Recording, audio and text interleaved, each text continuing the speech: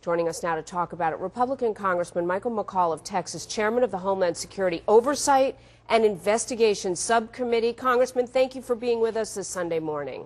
Good morning, Jamie. There is such a concern, first of all, about al-Qaeda. Second of all, about terrorists that come in over the border. Then there is the concern now about those who are homegrown, including this college student. How different is this case?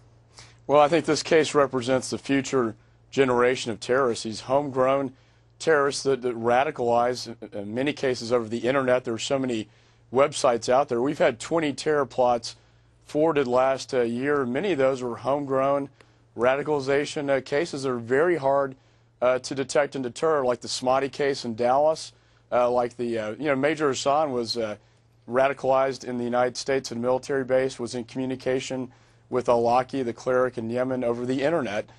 This case is a little different in the sense that he radicalized in Saudi Arabia prior to coming into the United States with the intent to commit an act of terrorism, and he got pretty close to pulling it off. You know, I should remind people he's 20 years old. He was less than a teenager almost during 9/11, yet had these feelings, according to investigators, that he really wanted to bring serious harm to the U.S.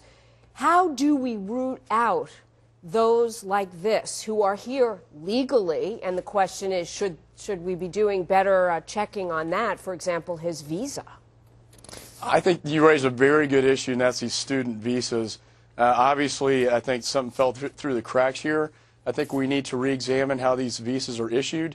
And there are many overstays of student visas that I think could potentially pose a threat as well. If I could say one thing interesting I found about this case as a former counterterrorism prosecutor is that he was going to use baby dolls and put chemical explosives in these baby dolls to threaten President Bush, to threaten nightclubs in Dallas. This is the exact same method that was employed by Ramzi Youssef, the World Trade Center bomber, when they arrested him after the fact in Islamabad.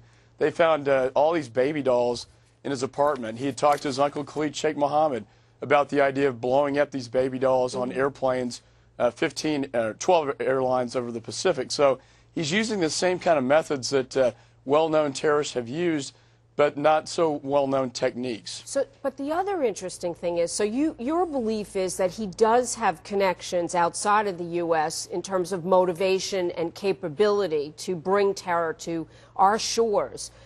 Yet, it seemed like investigators came out almost immediately and said he had nothing. I guess they checked his computer, his house, whatever.